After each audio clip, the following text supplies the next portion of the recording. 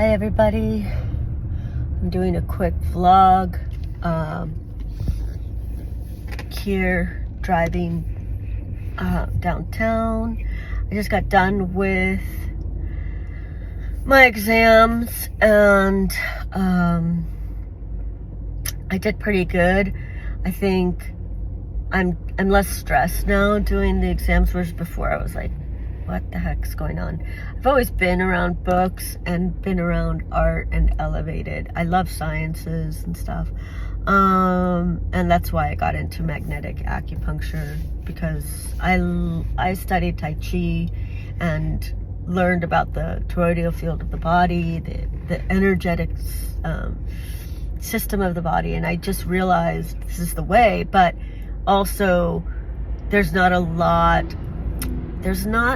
there is support, but there's just not a lot of knowledge. And even still, like, I read some of the ancient texts and stuff like that. I'm still reading them, and some of them you can't translate. It doesn't translate over to English, and then some of them are mistranslated, and then some of them aren't even out for, you can't even get them. They're just in ancient libraries and stuff. That's pretty intense when you think about some of these books not hitting the market, just being in somebody's library for hundreds of years. And when you're talking about Taoism and stuff, a lot of these Taoist books haven't been translated at all. So I think Taoist medicine is going to be the medicine of the future. I think it's going to be the medicine of space. And we don't understand Taoism because there's a lot of misinterpretation of it. But I believe that it was like the first and foremost science, first and foremost religion. And space, I think, has a lot to do with this religion. It's very similar. That's why people really love Star Wars and the Jedis and all this stuff, because they can sense that some of the lore from Star Wars is real. And they've even come out and said that a lot of that stuff was inspired by martial arts. Studying internal martial arts for 20 years, I'm pretty adept at it, but I'll tell you, you don't even start until 20 years. You can't even start because it takes 20 years to actually get the feeling, to be able to wield the chi. And then from that point, you have to do another 20 years to actually master it. And that's why they say that Tai Chi is the ultimate supreme. Because even if you go through even if you go through martial arts and stuff, at the very top of this pyramid, that is martial arts, hard martial arts, the very top, they teach internal martial arts. That's what Bruce Lee was teaching, and he got in a lot of trouble, supposedly. No one knows for sure. But yeah, they don't teach that shit to Westerners. And the reason why I learned it is because my Tai Chi teacher came over from China, he was taught from the military, Tai Chi, internal martial arts from the military. But China was cracking down on all those guys. They made it illegal to do Qigong and Tai Chi for a long time, and so all the major guys came over here and fled, because the Chinese government knew that internal martial artists are dangerous, and you don't want a bunch of supernatural beings walking around. That's what these Marvel comics and stuff is about. It's just people that can attain extraordinary amounts of energy through their bodies and being able to wield it. So any government is not going to want that around. I mean, on a mass scale. And the suit, the invention, is how, what I found out was that all these internal martial arts artists are trying to bring negative ions into the body. And the negative ions are the things that decrease inflammation and create longevity. So some of these martial artists, they live long time. And they're not going to tell you all their secrets of longevity and stuff. It's still very secret. But, yeah, I learned that you could extend your life force by practicing. But not only that, the chi also opens up gifts. So some people will, like, hand energy will start coming out of their hands, or they'll have insights. And because I studied remote viewing, I was able to look into places. I mean, I studied remote viewing for like 20 years. I went to the far side in 97 and then started to do it on my own, and then I was able to bilocate by myself, and I just became a natural intuitive. But I never wanted to go into like all of like the spy stuff, or I didn't want to go into like the frou-frou or the what else? I didn't want to go into being a medium and stuff like that. I just wanted to study it on my own. So I think that's what happened when in 2020 when I started seeing all the UFOs and stuff. That was just like, what? And that's still tripping me out to this day, because while everybody was like in their houses scared and looking at their phones, and I was like outside looking up to the sky, that all the UFOs are like, look at this one, she's not on her phone, come here, come check her out. And I was like photographing everything and filming everything, and I was like, man, there's something going on. And then the government comes out and is like, oh yeah, we forgot to tell you, the aliens have been here for a long time. It's like, okay. I went to school thinking that there was no ice in space. I mean, our school system is so jacked up, and that's one thing I learned from reading. And as an artist, it's like, what do? You're sitting around just painting for 20 hours a day. So I was able to just like turn on an audiobook and just listen and read. I didn't really listen to a lot of music. So I ended up just reading a lot of stuff about many, many things. And I'm still learning. One of the things I learned is like one of the kings, maybe Henry, one of the kings, they actually would hire people to read to them all day long.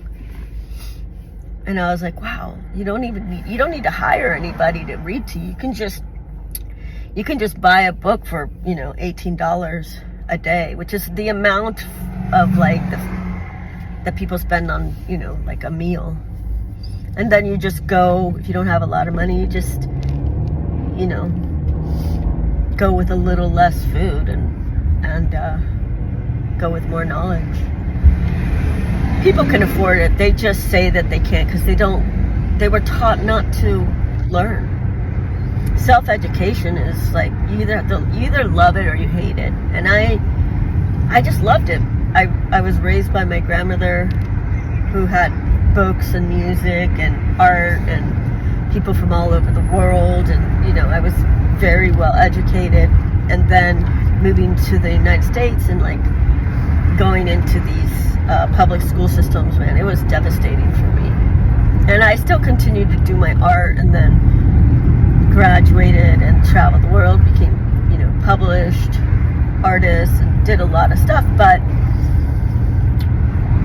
the education, I got a Harvard education for like $200,000 because I just read, and instead of like $2 million. And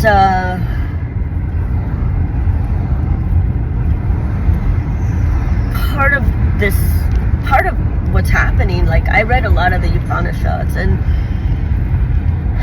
they teach these Vedas, they teach these internal ways to attain virtue, you know, abstaining from meat, abstaining from sex, abstaining from drink, stuff like that. Like, just kind of building virtue, and not morality the way that we perceive the church morality, but like true virtue, you know.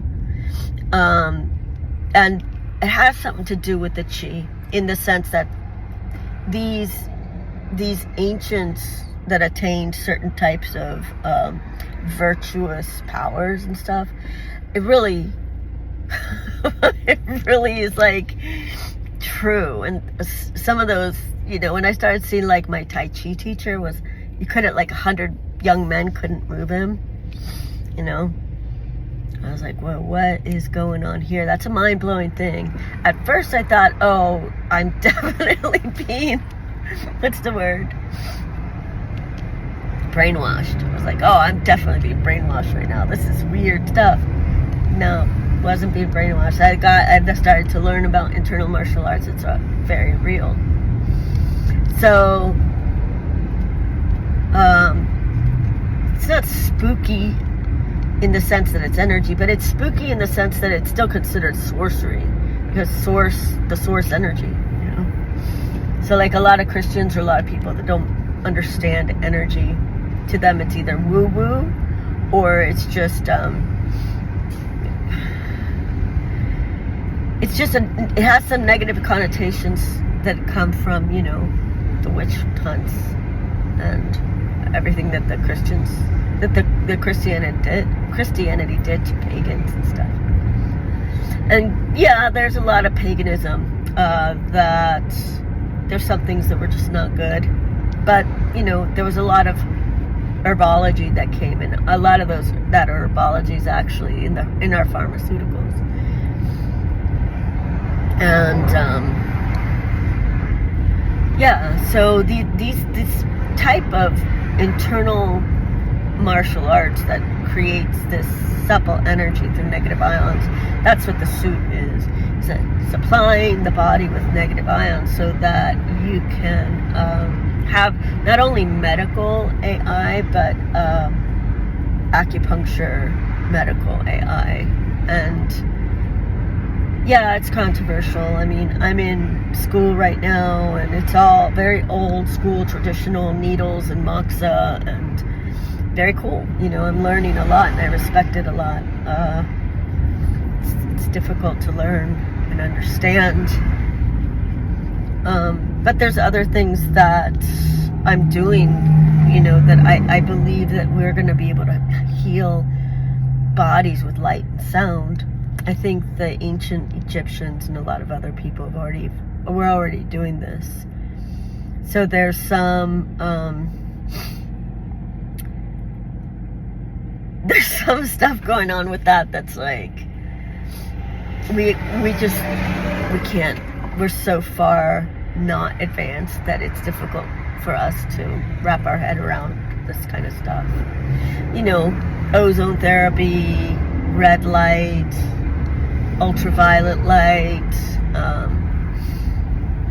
like, okay, I just did the earth acupuncture with X Prize, and there was a lot of stuff going on. I was in school, and these guys, you know, they're all professionals, and I'm working on earth acupuncture. I'm sure they were taken a little bit by it, and also I didn't have a team. And I don't have time to develop teams, and then I want to publish because I'm a creative writer, man. And I don't like to be shut down creatively. Like, I need to write, I need to paint, I need to sing, I need to emote, I need to do my videos, I need to understand. And the needles that are earth acupuncture on nodal points, I'm pretty sure that they would like kick up negative ions. But the magnetic hydrogen and magnetism and stuff, there's some stuff that needs to be honed in with that, because what we need is computer obelisks that are going to monitor the carbon levels and monitor the yin and the yang current of the earth, and we're just not there yet. So, but that's, if you think about maybe other planets that have gone through some of the similar things that we're going through, overpopulation, overfishing, species dying, our plants and animals, and the humans have taken over, and we can't necessarily cannibalize everything without suffering. And so the suffering that what we're seeing is basically us as a collective, how we perceive the world. There isn't enough. And part of that is because we're not taught. My Tai Chi teacher says there's so much chi in the bank, you just don't know how to put the chi in the bank. So he shows you how to properly stand so you can put the chi in the bank so that you can have money. And a lot of people's chi becomes depleted in the 40s and 50s, 60s. And what I found out, even on a cellular level, when the electromagnetic field dies, the cell dies, the body will die without proper magnetism.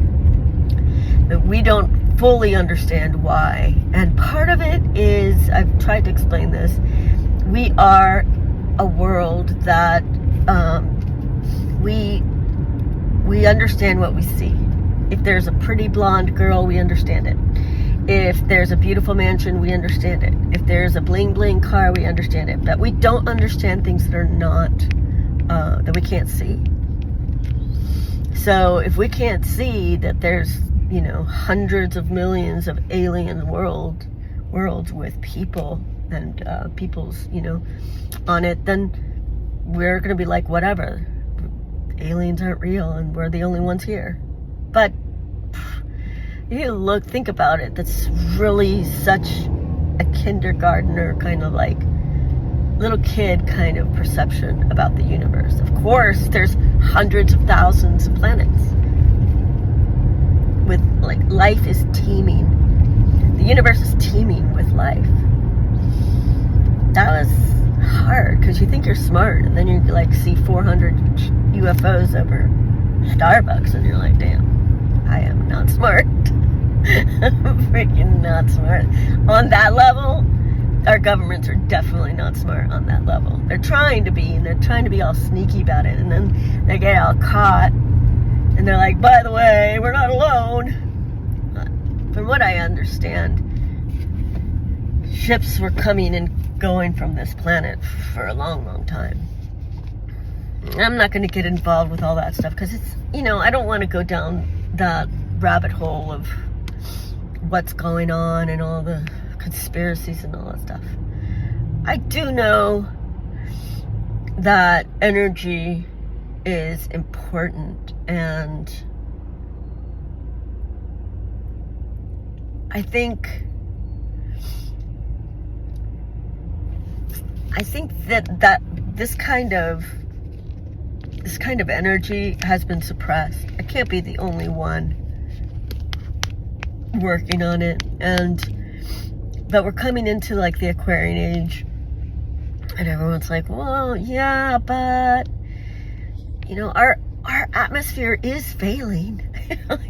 Yeah, I want to just think about monitoring the magnetosphere. What can it hurt?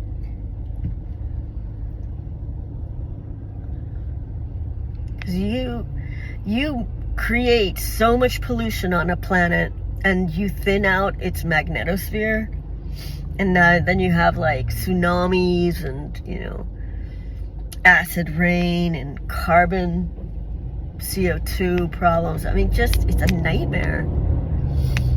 It's seriously a nightmare.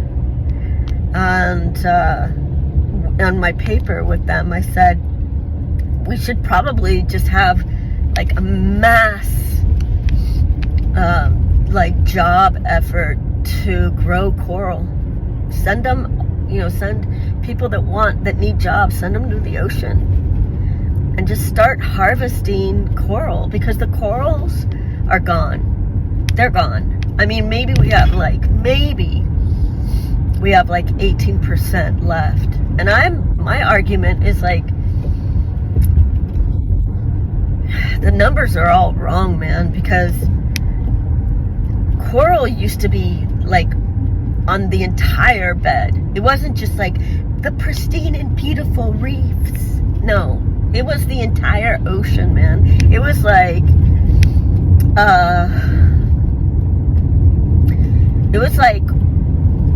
forest, basically a rainforest inside of the ocean. So these corals, what I propose is we should not only have like mass initiative of farming coral,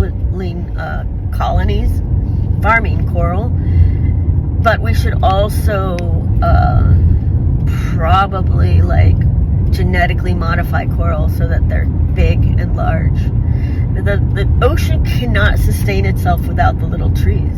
The coral are like the little animal trees, and they siphon the oxygen from the ocean. They give the ocean life. They're trying to make all this like chemical alkalization and burying carbon. I'm like, God, you're gonna bury carbon? I don't even want to get into that nightmare. This is like mini explosion in your face, anybody? But yeah, chemical Newtonian stuff, that's just not gonna fly. Our oceans are pretty much dead, and they don't want to say this to the public. They don't want to scare the public, because there's a lot of seafood that we still harvest from the sea, and there's a lot of bacteria coming out, and a lot of sicknesses, like ocean-borne sicknesses coming out right now. I can only guesstimate that it's gonna get worse. And then salinating, oh gosh. Another thing I wanted to do was water, making plants by cold fusion of negative ion technology. Water is just oxygen and hydrogen. There's no reason why we shouldn't be fusing those two chemicals together to create mass water colonies. It's so simple, but they don't think that way. Humans don't think that way. They don't think about creation. They think about destruction. They're like, look at that beautiful cow. Let's eat it. Freaking animals. So, water colonies, I think it's going to be fairly simple to do. We just have to figure out the hydraulics, how to use cold fusion too. They're already kind of doing it with nuclear plants. There's like a steam runoff that is hydrogen, but they're not collecting it, and they're not doing it right. It's like they're doing everything opposite wrong. They need to collect it on a mass scale and make water. Every city should have a cold fusion water making plant. And then I think every house is going to have them too. But this is all magnetism. Can't have cold fusion without magnets. And then the mass coral colonies will get rid of all the homelessness. I was born in Mexico, and I was born in a very rich cultural life. I mean, just phenomenal. Like the pyramids, I would like go to the pyramids and climb and go through the caves of the pyramids. I mean, everything was ancient. 20,000 years of civilization versus the United States, it's like 200 years. And like culturally dry, dehydrated living here. But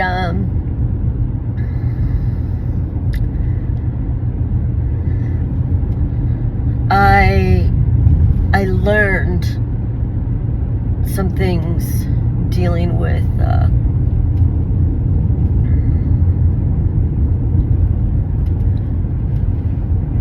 the cultures. And one of the things that if I was president of the United States, which I can't because I was born in Mexico, is like, you know, if some Mexicans come to your house and they want to, they need a job to do some gardening, most people are gonna be like, well, how much? You know, they'll be like, $30. Yeah, okay, here's 30, and then you have a pristine job done on your garden. And it's the same thing with the border, man. You have to employ these people. When people come to your country looking for work for their families, you're not like, oh, go back, you dirtbag. No, you're like, yeah, bring them in. You know, employing people is really important. But also, if you think about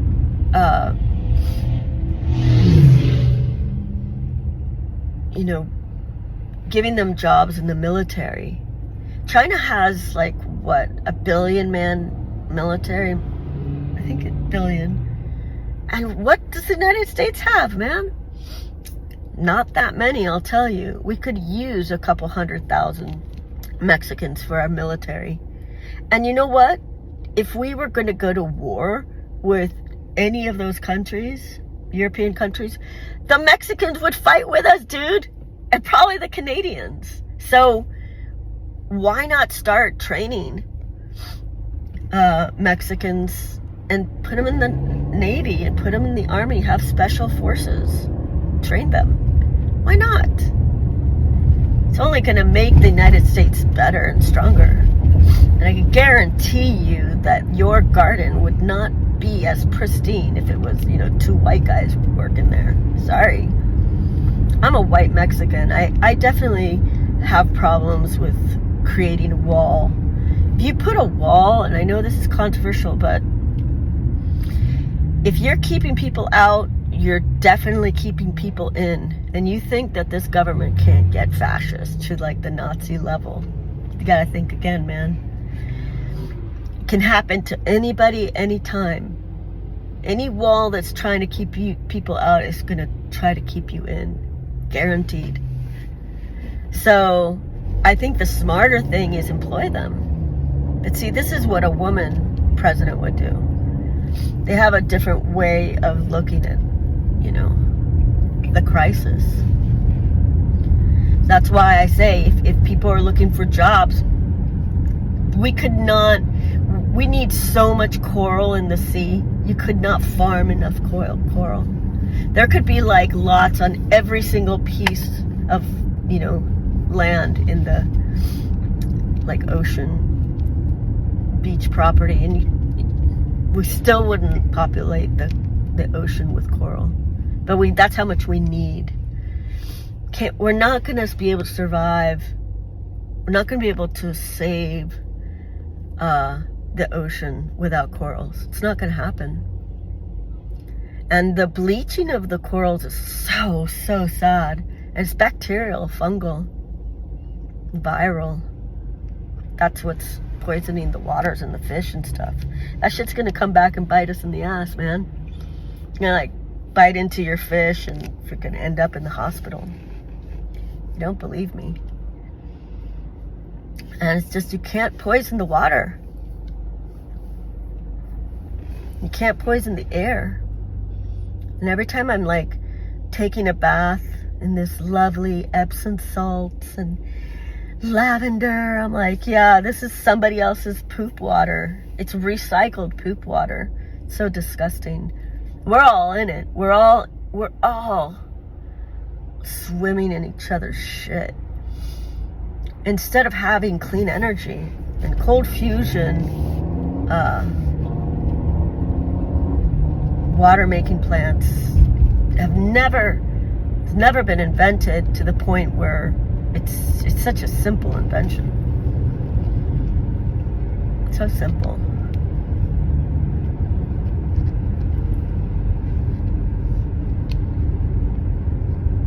Yeah, so these solutions are right under our noses.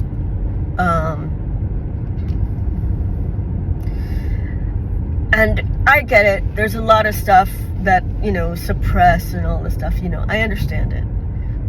But when you're dealing with like stuff that can help the environment and suppressing stuff that can help the environment, then you're like, man, you're just an asshole. Seriously, psychopath. Because you're probably swimming in, taking a bath in other people's shit water too.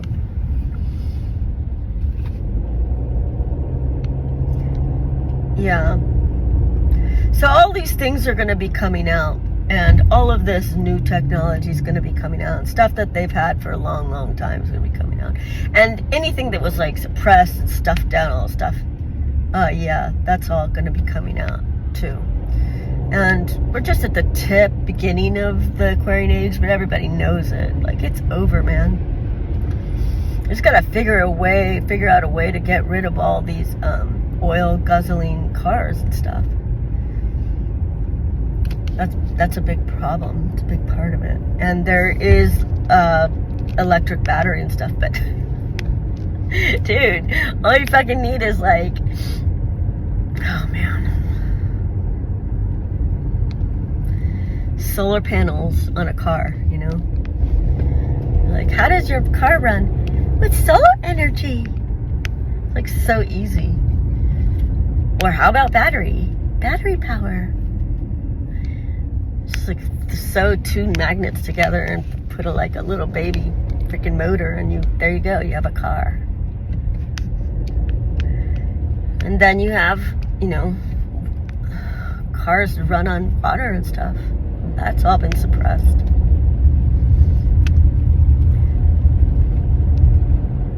Anyways, all this suppression, all that stuff is coming to an end. So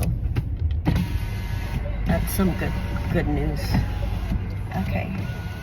Bye.